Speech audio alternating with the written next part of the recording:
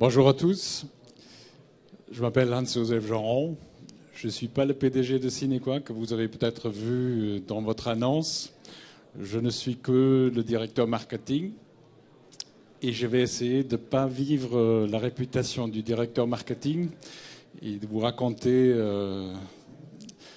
des choses embellies. Donc pour preuve de ma bonne volonté, je vais même utiliser une présentation un peu bricolée parce que je vais essayer de vous faire part de certaines expériences des derniers jours, y inclut hier soir une soirée du Gartner Group qui a peint son image des années à venir dans l'informatique et qui me va très bien. Ils n'ont peut-être pas tiré les mêmes conclusions que moi qui va vous dire que évidemment il faut des logiciels de search pour maîtriser votre futur dans les quelques années qui viennent, mais vous jugez vous-même si ma conclusion est crédible ou pas. Alors, on va parler un peu des enjeux de la prolifération des données, de l'information, les enjeux de l'évolution de l'informatique, tels que je l'ai appris hier soir, sur le business search de Cinequa, la vue de 360 degrés quand même pour traiter le sujet du jour. Et vous aurez après une expérience concrète de nos clients, Pernod Ricard, qui, malgré mon insistance, est venu sans le camion de bouteilles, donc il va falloir que vous vous procurez dans les magasins. D'ailleurs, je reste assis pas parce que je suis mal poli, mais parce que je suis obligé par les caméras. Aujourd'hui, rien ne se passe sans caméra. Alors, quelques thèmes d'hier soir. Je ne sais pas si vous êtes familier du mot New Deal et que sa signification pour les Américains. C'était une des grandes promesses d'après-guerre de Roosevelt, si ma mémoire est bonne. Et donc, quand on parle de New Deal de l'information, c'est quelque chose d'important. Alors, en gros, c'est créer la capacité dans l'entreprise de traiter l'information de manière stratégique. Vous allez peut-être me dire, on fait ça depuis très longtemps. Je vais essayer de vous montrer quelles sont les failles, parce que souvent, ce qu'on fait, c'est plutôt investir ou dépenser de l'argent pour faire la même chose que les concurrents. C'est très rare qu'on utilise l'investissement informatique pour traiter l'information de manière à se distinguer de son voisin. Une deuxième citation que j'ai laissée en anglais parce que c'est très joli. It's not information overload, it's filter failure. Donc, on se plaint tous d'avoir trop d'informations ou trop de données plutôt et trop peu d'informations, ou trop d'informations et pas assez de sens. Mais en gros, c'est parce qu'on n'est justement pas capable de traiter l'information de manière stratégique. Ça veut dire de tirer des informations qui nous rendent capables de faire différemment des choses que notre voisin. Donc on ne sait pas les trouver, on ne sait pas les filtrer. Et donc, comme je disais, la plupart des investissements sont faits pour être au moins au même niveau que la concurrence, plutôt que à faire des choses différemment. Un deuxième aspect de ça, c'est que les budgets informatiques souvent rassemblent aux premières images. On dépense la majorité pour des coûts de l'IT récurrents et relativement peu pour l'innovant. Maintenant, on peut être tous d'accord de ça. On va sortir, on va voir nos PDG en disant c'est un scandale, il faut changer tout ça. Si je peux vous rapporter un autre message d'hier soir, c'est que ça n'a pas changé facilement. Les budgets informatiques dans les années à venir, les 3 années à venir à peu près, vont être plats. Donc il faut que vous trouviez l'argent avec des projets pour investir après dans des projets plus innovateurs. Et trouver de l'argent, ça veut dire que vous devez faire des projets qui ont un ROI très rapide et de préférence assez élevé pour dépenser différemment. Parce que vos utilisateurs, ils voient la valeur de votre investissement très différemment. Les 3/4 ou les 80% que vous dépensez dans le récurrent, pour eux, ça a relativement peu de valeur. Le peu que vous investissez dans l'innovation, espérons qu'ils le voient en tant que tel, avec la même valeur.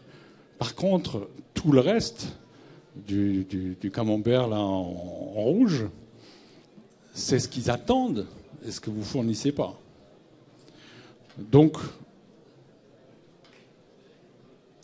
il y a urgence de faire les bons projets. Juste une autre image d'hier soir. Traiter cette information de manière stratégique veut dire qu'il faut donner la possibilité de créer, de partager, et après de trouver et de filtrer. Et je pense que là, on est relativement proche dans notre thème déjà. Juste pour compléter encore un peu, quel genre d'informations on doit essayer de traiter. Vous avez des différentes bulles là, avec différentes tailles, différentes couleurs. Le code couleur est expliqué à droite. Donc les données non structurées, structurées et des personnes. Ça, c'est relativement rare dans l'informatique des entreprises, sauf pour ceux qui sont en train de mettre en place des réseaux sociaux d'entreprise.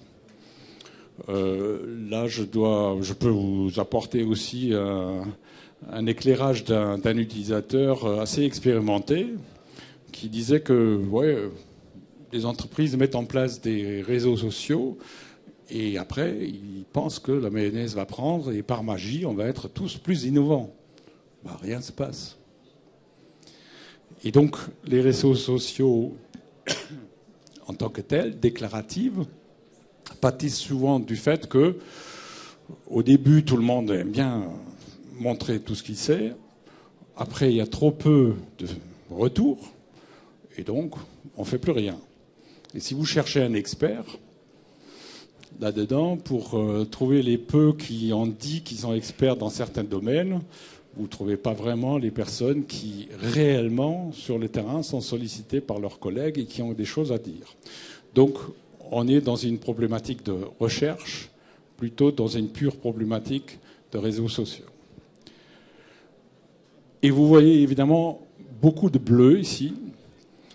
C'est juste pour vous rappeler que la plupart des informations aujourd'hui ne sont pas structurées dans vos bases ERP, CRM ou autres, mais dans les emails, dans les intranets, les extranets, l'Internet tout court, etc. Donc, il y a une grande différence d'expérience des utilisateurs qui, dans le web, aujourd'hui, je vais vous montrer l'autre courbe en même temps, voit deux courbes qui divergent de plus en plus. La verte, c'est l'expérience personnelle et elle débarque dans les années 90 en dessous de la rouge. Ça veut dire que quand j'allais au bureau, j'avais une infrastructure d'information et d'informatique qui était plus évoluée de ce que j'avais à la maison. Et aujourd'hui, c'est plus le cas, c'est l'inverse. Et tout ce que j'attends de l'informatique de mon entreprise, tout ce que j'ai avec moi-même, et surtout à la maison, je ne l'ai pas dans mon entreprise. Et cette frustration, cette divergence de la courbe fait beaucoup de difficultés au directeur informatique. Pourquoi on est arrivé là ? Et je pense que c'est parce que pendant très longtemps, on a fait des très grands projets d'entreprise, d'informatique, de ERP, dans lesquels on coulait les processus de l'entreprise dans du soft, si on veut. On a créé des autoroutes, on a créé de l'urbanisme. Et comme toute autoroute, ça coûte très cher. ça dure un certain moment, mais une fois qu'on est dessus avec une voiture, c'est agréable. C'est pour ça que c'était quand même pas une bêtise de le faire. Mais aujourd'hui, on a une telle liberté personnelle expérimentée sur le web que quand on est sur l'autoroute, on voit une belle plage à côté, quelque chose donc en termes de business intéressant, une opportunité à faire, on veut sortir de l'autoroute, il n'y a pas de sortie. Il n'y a pas de sortie. Alors, on commence à bricoler des solutions autour de ces grandes autoroutes urbanistiques et c'est très difficile. Et je pense que c'est une erreur de base de dire je peux tout faire dans l'informatique structurée. Ça échappera toujours à cette attente. Vous pouvez faire des autoroutes comme chez nous en Allemagne à plus savoir quoi faire. Ils sont tous bouchés. Si vous rêvez de faire beaucoup de vitesse sur des autoroutes allemandes, je vous déçois parce que la plupart des fois, c'est pas possible, c'est trop plein. Donc, qu'on arrête à faire que des projets comme ça. Il faut autre chose. Il faut quand même quelque chose de costaud aussi, parce qu'on parle de volumes de données qui sont énormes. Et on parle aussi du fait que le rythme, le temps perçu dans les métiers et dans l'IT d'autoroute, c'est pas le même. Il faut être beaucoup plus agile. Et donc, ma conclusion de ces constats de problème est évidemment que une brique dans ces solutions, de traiter l'information très diverse et variée, multisilos, structurée et non structurée, en temps réel, de façon contextuelle, c'est le search. Bon, c'est beaucoup de propriétés maintenant, et on peut se dire, est-ce que c'est des promesses qu'on peut tenir ? Ça dépend, évidemment, parce qu'on a beaucoup de différentes possibilités de le faire. On peut créer des applications qui s'intègrent dans vos autres applications business, dans lesquelles on hérite beaucoup plus de contexte. Et quand vous posez une question, on n'a plus besoin de faire une certaine clarification sur les concepts desquels vous parlez. On sait déjà qui vous êtes, dans quel contexte vous posez la question, et on sait donc vous répondre beaucoup plus rapidement. Mais aussi, on peut avoir des moteurs de recherche de manière relativement classique et simple. Et vous allez entendre tout à l'heure comment même un moteur de recherche comme ça peut vous apporter des réponses plus rapides et plus pertinentes que ce que vous pouvez faire autrement. Et si je devais insister sur des mots là-dedans, c'est pertinence, rapidité. Je pense que pour la plupart d'entre vous, recherche, en tous les cas chez vous à la maison, c'est Google. Bon, moi aussi. Parfois, ça m'ennuie quand même un peu parce que je vois toujours la petite ligne en haut qui dit que Google m'a donné 1,6 million de résultats en 0,34 secondes. C'est pas tout à fait ce que je veux. Je voudrais plutôt avoir une douzaine bien choisis. D'un autre côté, quand je parlais avec mes collègues de Cinequa, à qui j'ai dit mais pourquoi on donne autant de résultats ? Donnons les 3 dont on est persuadé qu'ils sont pertinentes. Ils m'ont dit oui, mais c'est pas comme ça. Les utilisateurs veulent avoir d'abord une vue plus complète, mais après on leur structure ces réponses dans ce qu'on appelle des catégories ou des facettes. Et une fois qu'ils savent, ah oui, je cherche plutôt l'expert XYZ qui a fait le projet, je sais pas, disons, de construction d'une certaine usine dans un certain pays, et je veux avoir son expérience, je le trouve en 2 clics. Mais en gros, avec mon péché de marketing, je raccourcirais cette phrase en disant « Je ne veux pas 1,6 million de réponses en 0,34 secondes, je veux 12 en 1 seconde. » Et c'est à peu près ça que fait la recherche en entreprise par un moteur qui, je ne vais pas vous montrer tous les détails là maintenant parce qu'on aura trop de choses. Je vais peut-être juste vous montrer, je ne sais pas si je peux revenir là, un seul écran. C'est pas la peine, c'est pas grave si vous voyez pas tous les détails, mais je peux vous dire que c'est un corpus sur la pharmacie. Je pose une question sur l'asthme. Donc, un moteur de recherche, vous attendez des tonnes de pages sur l'asthme. Par contre, vous êtes peut-être surpris de trouver à droite de votre écran des choses, des concepts différentes, dans lesquels vous trouvez aussi, par exemple, tout chronique, chronic cough, chronic bronchitis. Comment le moteur de recherche sait que l'asthme a affaire avec la bronchite ou la toux chronique. Et c'est là la différence entre un moteur qui prend en compte la linguistique et la sémantique et un moteur qui travaille purement statistiquement. Ça peut vous donner au moins une idée comment chez vous, concrètement, on pourrait traduire ce savoir de sémantique, de meaning, dans votre contexte métier. Alors, j'ai dans la présentation que je peux bien vous envoyer un certain nombre d'exemples sur cette catégorisation. Là, c'est un exemple de la banque où il y a un courrier ou un email d'opposition à un chèque et on veut le traiter, on veut trouver quelle est la personne, qu'est-ce qu'il a fait, etc. Donc, on analyse de manière syntaxique. Je vais cliquer dessus. On va aussi sortir des entités nommées. On va extraire des concepts et on va faire en sorte que quelqu'un qui cherche trouve aussi des choses qui vous paraissent probablement banales. Numéro de téléphone, numéro de compte, numéro de chèque.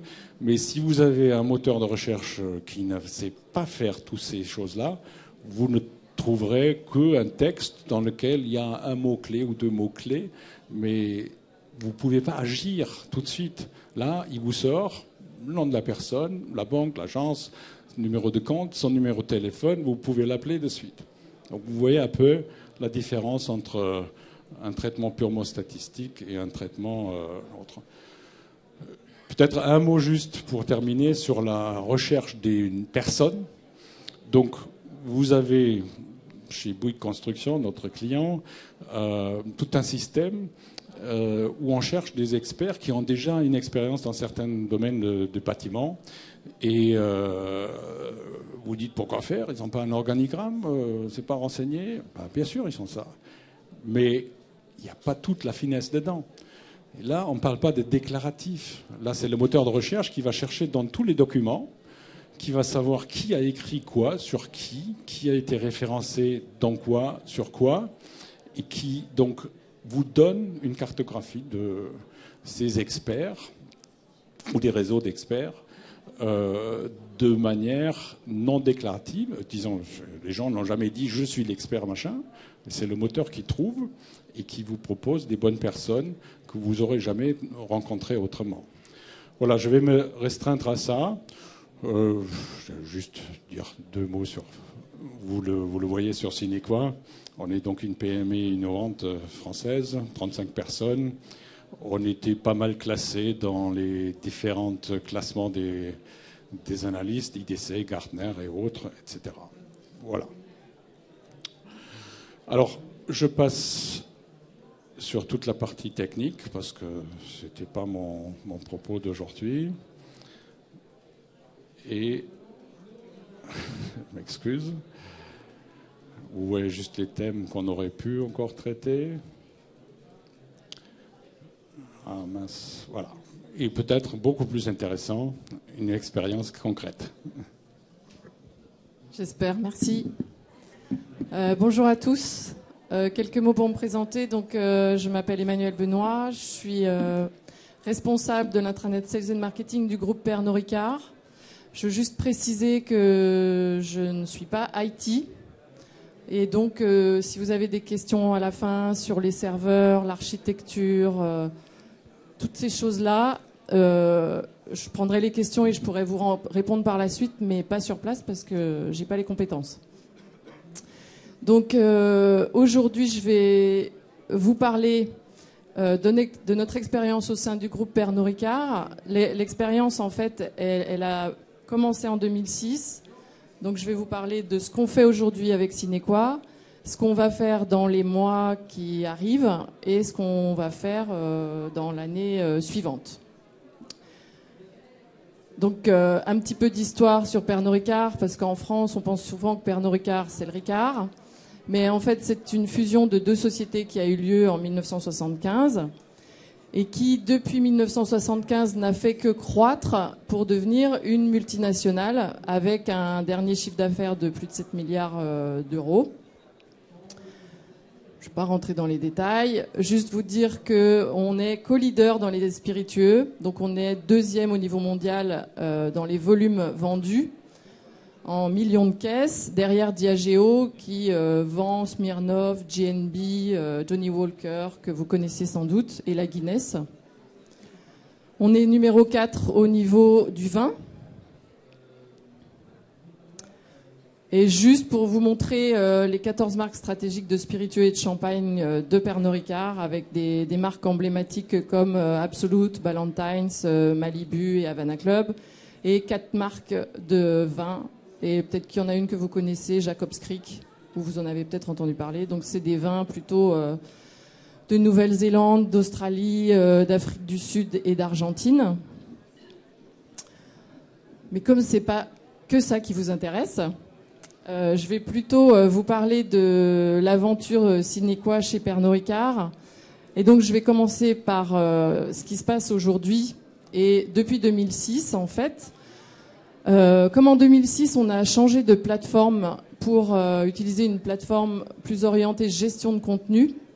On s'est posé la question à ce moment-là du moteur de recherche.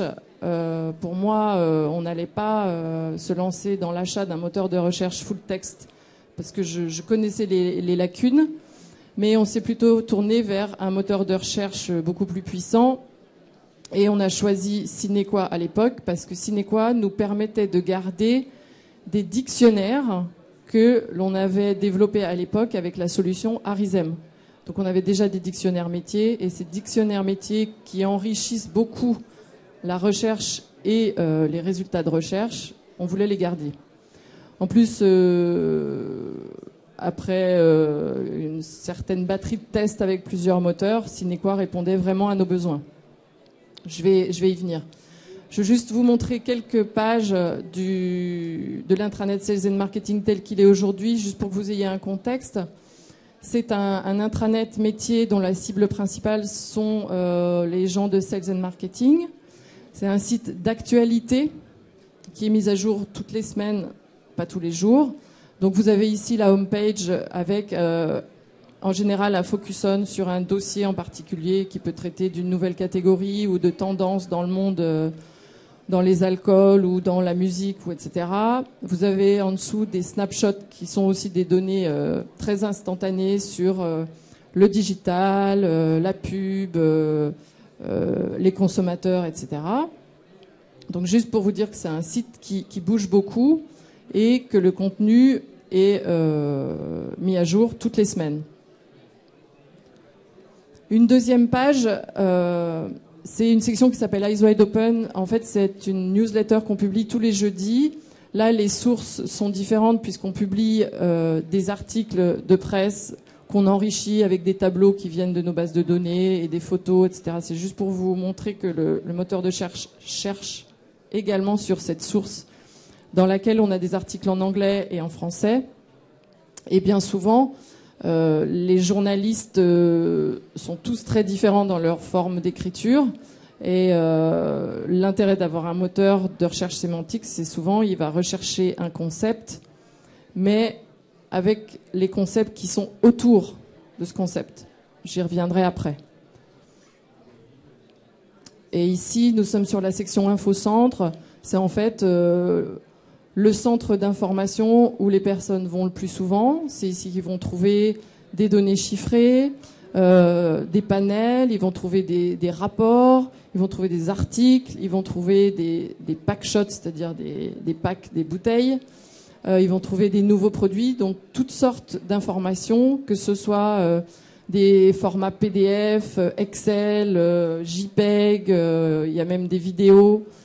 Donc en fait, c'est moins le nombre de documents et les volumes qu'il est important d'indexer chez nous, mais plus le contenu et les supports.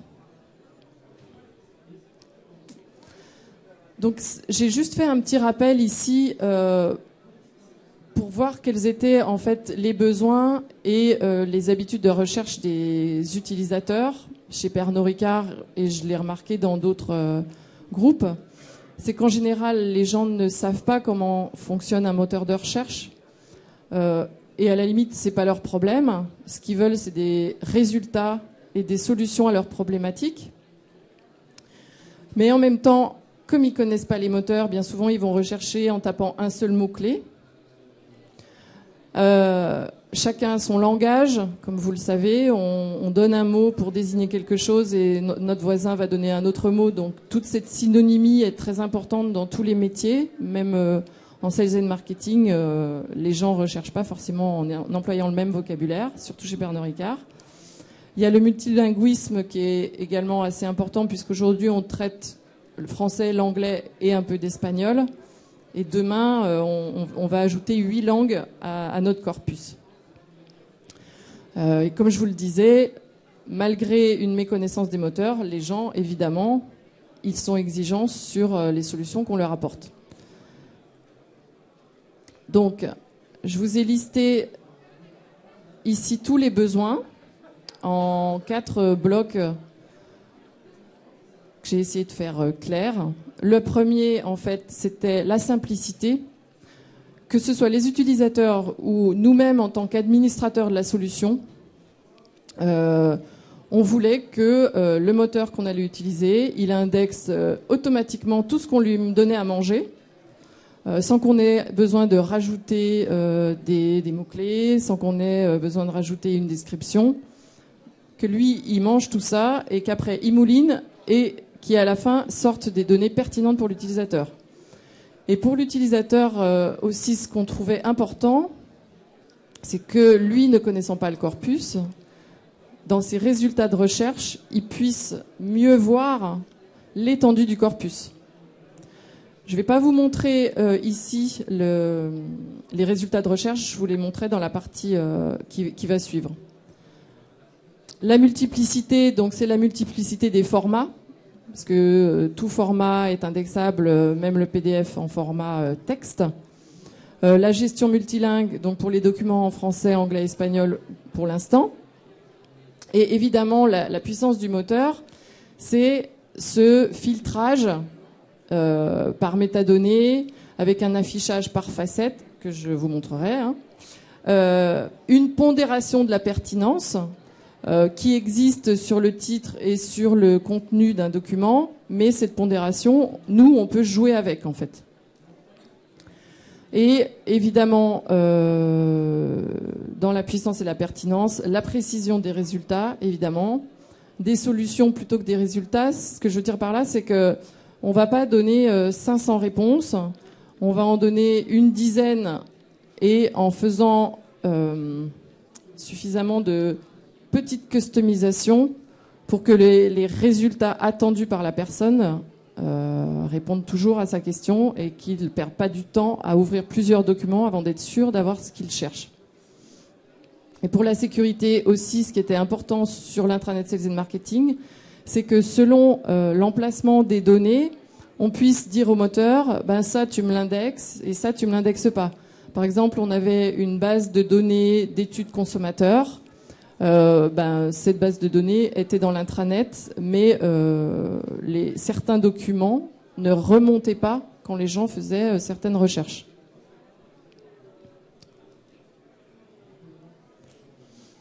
Alors, Sine Qua aujourd'hui, c'est plus large, puisqu'en fait, là, on sort du domaine Sales and Marketing. On est dans le portail d'entreprise Pernod Ricard qui va voir le jour dans 3 semaines et qui est né, en fait, d'un état des lieux qu'on a fait en 2008. Parce que chez Pernod Ricard, les outils comme les filiales sont très indépendantes les unes des autres. Donc, en fait, chaque personne a... Chaque filiale ou chaque propriétaire de marque a son outil. Il a son mode et son code d'accès. Et tout est étanche. Les gens ne savent pas où chercher. Et donc, il y a un problème à l'arrivée, c'est que les informations qui sont disponibles ne sont jamais exploitées. Donc, on avait un grand nombre d'intranets présents en 2008. Une confusion et une méconnaissance des outils et des informations qui étaient à disposition des gens. On a des gens, en fait, qui nous appelaient parfois en nous disant « Je cherche une photo d'un pack pour la marque Perrier Jouette ou autre. Je suis allé sur Google, j'ai pas trouvé. » Alors que nous sommes normalement les garants des packs, des bouteilles qui sont les plus à jour, mais leur réflexe c'est d'aller sur Google. Donc c'est vous dire qu'il y a à la fois trouvé un moyen de donner un accès unique pour chercher des informations, mais aussi de la com à faire sur les contenus existants.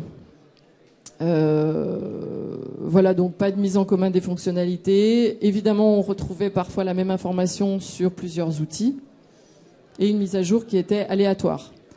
Donc la solution qu'on a trouvée, c'est de proposer une page d'agrégation de contenu. C'est-à-dire qu'on ne voulait pas remplacer les outils existants chez Pernod Ricard parce que les filiales voulaient garder leur intranet, qu'il soit local, où il y a même des régions aussi qui avaient des intranets locaux, les marques aussi qui veulent garder leur extranet qui est ouvert à l'extérieur. Donc la solution qu'on a trouvée, c'est de proposer une page d'agrégation qui donnerait l'accès à tous ces outils en une page d'accueil qui serait la page par défaut pour tout le monde. Donc voilà la page et en quelques mots, je vous explique ce qu'il y a à l'intérieur. C'est une page d'accueil. Vous avez 3 sections au niveau central de la page. Vous avez la section centrale donc, qui est réservée aux news qui sont remontées des filiales. Et quand les gens cliquent sur la news, ils ouvrent l'outil de la filiale. Donc surtout, on ne remplace pas les intranets des filiales. Sur la gauche, vous avez toutes les informations qui viennent du groupe. Parce qu'aujourd'hui, il y a un intranet de groupe, mais les gens n'y vont pas beaucoup. Donc c'est aussi de la visibilité pour le groupe. Vous avez aussi une section services qui est juste en dessous, où là, on donne un accès direct à des services du groupe, comme les annonces d'emploi, la médiathèque. Tout ce qui est à droite, c'est la section qui s'appelle MySpace, où ici, on a en fait un community wall, c'est-à-dire que les gens vont voir toutes les dernières activités qui se passent sur la plateforme de collaboration qui est derrière cette page. Et également, la personne va pouvoir faire remonter sous forme de fil RSS des news qui viennent des intranets métiers, comme le mien, Sales and Marketing, mais comme d'autres. Et aussi pourront faire remonter des RSS provenant de sites internet qui pourront choisir dans une liste. Et au-dessus, ce qui est intéressant, c'est là que vous avez la zone de recherche qui, elle, va nous permettre de rechercher dans toutes les sources du groupe. Alors, je vais vous montrer aujourd'hui où s'arrêtent les sources qu'on indexe pour le futur lancement qui a lieu dans 3 semaines. Mais c'est là aussi que les gens vont pouvoir chercher des personnes dans l'annuaire, qui est un annuaire enrichi avec des profils riches, puisqu'on va bientôt aller vers du social network. Donc là, en plus de la simplicité et de la multiplicité, j'ai rajouté le multisource et la visibilité. Donc avec Cinequa, ça veut dire qu'on branche des connecteurs à plein de plateformes différentes. C'est ça l'intérêt, c'est que dans Cinequa sont embarqués des connecteurs qui vont permettre de brancher Cinequa à des intranets qui sont sur des outils, des solutions différentes que la plateforme qu'on a sur MyPortal. C'est aussi pour les intranets et les extranets de marque de la visibilité pour eux, puisque aujourd'hui encore les gens ne connaissent pas bien leurs outils. Demain, ils arriveront sur cette page, ils pourront aller chercher des informations en un seul endroit et les informations de ces intranets remonteront au même titre que celles de MyPortal. Pour la sécurité, ce qui est intéressant, en fait, c'est que SineQua fait le mapping des droits de chaque utilisateur. C'est-à-dire que les utilisateurs qui ont certains droits sur certains intranets ou extranets du groupe, ils auront les mêmes quand ils se connectent à cette page, à ce point central.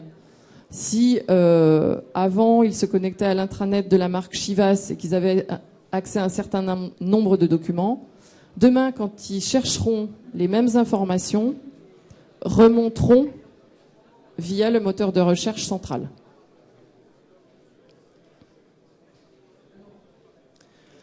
Donc là, je ne sais pas si vous voyez bien, c'est l'encapsulage de SineQua dans le futur intranet, dans la future page intranet qui va sortir. Donc la personne fait une recherche et voilà la liste des résultats. On a décidé de faire des onglets en haut pour guider les utilisateurs. Donc par défaut, ils sont sur All. Après, ils ont les documents, les gens, les communautés et les photos et vidéos. Donc ça, c'était l'encapsulage par défaut. Je vous ai mis sur la gauche à quoi aujourd'hui était branché SineQua. Donc c'est le MyPortal, ce que vous voyez à l'écran, avec les communautés et l'annuaire des personnes aujourd'hui. Vous avez Oracle, parce que l'intranet Sales and Marketing est encore sur Oracle. Et vous avez des plateformes propriétaires, en particulier pour la médiathèque du groupe. Et SineQua fait du crawling pour l'intranet groupe et pour le site internet groupe. Alors, ce que je voulais vous montrer ici, c'est tel que apparaît aujourd'hui SineQua quand nous, on fait des tests en ce moment avant de lancer notre plateforme. Donc, on retrouve nos 5 onglets en haut, avec All, Documents, People, Communities et Photos. Vous avez les résultats tels qu'ils apparaissent. On avait fait une recherche sur la marque Chivas. Donc, on a la liste des résultats au centre. On n'a rien touché encore. Et sur la gauche, vous avez toutes les facettes. Et les facettes, en fait, ce sont les métadonnées, en fait, qui sont sur la gauche. Et la première que je trouve particulièrement intéressante, c'est celle des concepts associés. Ce qui est intéressant avec les concepts associés, c'est comme les personnes recherchent bien souvent sur un seul mot. Par exemple, s'ils recherchent sur la marque Bacardi, grâce aux concepts associés qui sont à gauche, on va retrouver musique, DJ, et ça, pour les personnes, c'est leur permettre d'affiner leur recherche, mais c'est aussi pour les faire rebondir sur d'autres résultats. Et vous avez encore sur la gauche les sources dans lesquelles sont les documents. Donc, c'est à la fois une classification, mais aussi un filtrage pour guider les utilisateurs. Parce que même aujourd'hui, les gens continuent à chercher avec un seul mot-clé. Même s'ils sont de plus en plus habitués à des outils Facebook et autres, leur mode de recherche, c'est un seul mot-clé. Là, c'était juste pour faire un focus sur les facettes. Donc, ce qu'on a vu aussi avec SineQua, c'est que, par exemple, on a des métadonnées dans la Media Library. Par exemple, on a la catégorie des produits qui sont affichés en tant que métadonnées pour les photos. Et dans l'intranet Sales and Marketing, on a une métadonnée qui s'appelle catégorie. Ce qu'on va faire, c'est qu'on va merger ces deux choses pour ne faire apparaître plus qu'une facette. Donc c'est assez facile. Jusqu'à maintenant, toutes nos questions ont des réponses positives. C'est assez rapidement fait. Et encore une fois, je vous dis que sans rien faire en amont sur le corpus, on arrive à une solution qui est quand même assez satisfaisante par défaut. Donc là, c'était juste pour illustrer la partie Media Library, qui demain, pour les utilisateurs Pernod Ricard qui ne la connaissent pas, parce que difficilement accessible, auront une visibilité plus grande, et donc pour eux permettra d'enrichir les résultats de leur recherche. Là, c'était juste pour vous montrer un exemple des métadonnées qui sont disponibles pour les photos. j'avais entouré le mot brand. Vous en avez d'autres avec la source, l'event. Et donc ça, dans vos corpus, j'imagine que vous avez vos métadonnées et qui sont facilement affichées sur les résultats de recherche.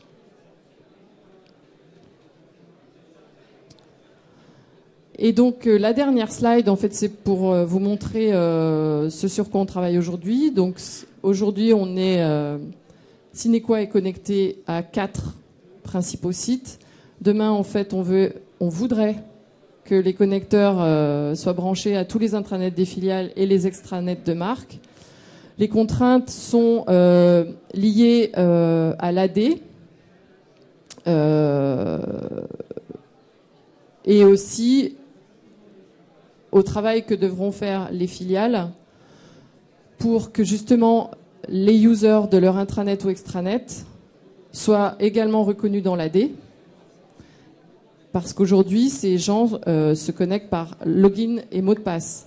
Donc demain, si on veut que les personnes se connectent avec un seul login et mot de passe, il faut que tous ces outils se parlent facilement. Voilà, en gros, c'est ça. Je ne peux pas aller plus loin dans la description de l'organisation, mais en gros, pour l'utilisateur, ce sera je vais dans un endroit, un seul, pour aller chercher mes informations. Voilà. Si vous avez des questions. Ouais.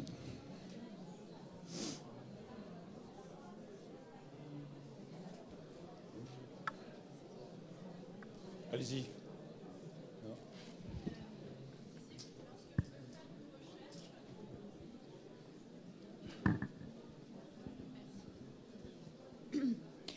Lorsque je veux faire une recherche dans votre agrégateur, je peux mettre un mot-clé. Est-ce que par hasard, il est prévu ou possible que je puisse mettre une requête?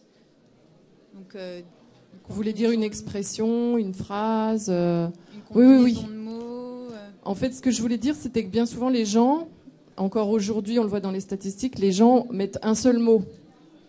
Donc, il faut que nous, on enrichisse la recherche sur un seul mot. Après, les gens, ils peuvent écrire Chivas et whisky, ils peuvent écrire une phrase entière qui serait la phrase dont ils se rappellent sur un titre.